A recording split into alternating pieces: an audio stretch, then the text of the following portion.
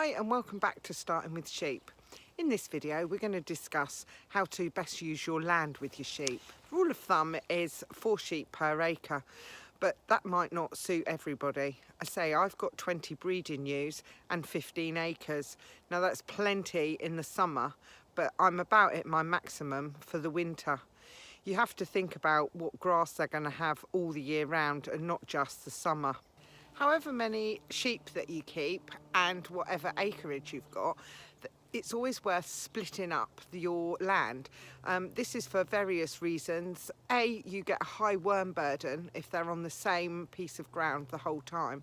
And the other is the grass won't recover. You need to rest areas so that your sheep have got fresh grass to go onto.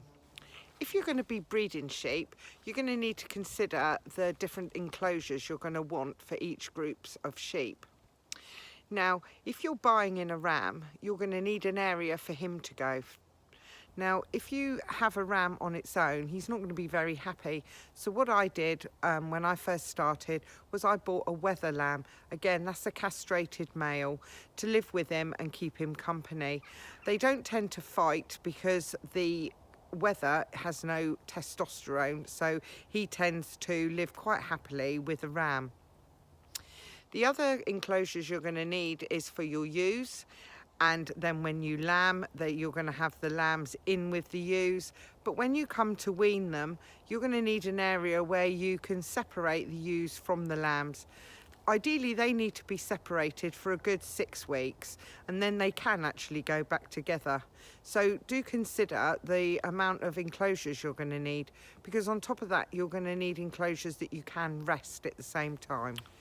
When you're separating ewes and lambs, ideally, they need to be where they can't see each other.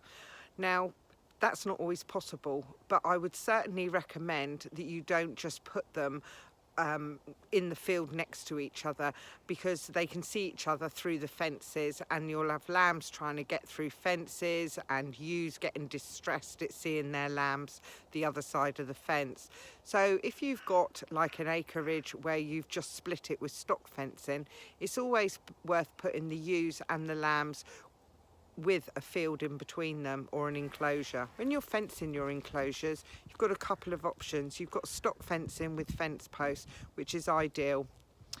The other option is sheep netting, which is electrified. Now that's fine if you're strip grazing an area and you've got a group of sheep that you just want to keep off an area of grass, that's fine. But I would never trust an electric fence that's keeping ewes and rams apart. A ram won't worry about an electric fence if he's got some good looking ladies the other side. And also, if you do that between ewes and lambs that you've weaned, you're likely to end up with a lamb tangled up in it and trying to get back to its mum. So it's worth considering what you're going to fence your fields with. Resting land means that you keep your stock off a piece of land for a while the grass recovers. There's lots of reasons why you do this. One is, especially with sheep, you get a high worm burden if they're on the same piece of land. The other reason is it lets the grass recover. This is especially true in the winter. If you've got sheep on one piece of land, you'll find that it'll get very muddy and very wet in areas where they tend to stand, where they eat, where they drink. So it's worth resting the land more often in the winter to stop your land getting too muddy. If it gets really muddy in the winter, you'll find that it takes a long time in the spring to come back. Another reason for resting grass is that sheep do really well on fresh green grass, and in the summer they'll gain condition from this. If you're keeping all your sheep on one piece of land, that grass doesn't recover, so therefore they don't get the nice lush fresh grass, and they tend to be eating old tufts of grass where it's got old and long. Sheep don't particularly like really long grass, so you'll find that it will get trampled down, and then for the grass underneath just dies, and you end up with a lot of long yellow thick grass, which does your sheep no good at all. It won't harm them, but it won't do them any good either. So I hope that video's helped you in deciding what sheep you can have on your land and how best to divide your land up. So for now, it's happy sheep keeping and see you next week.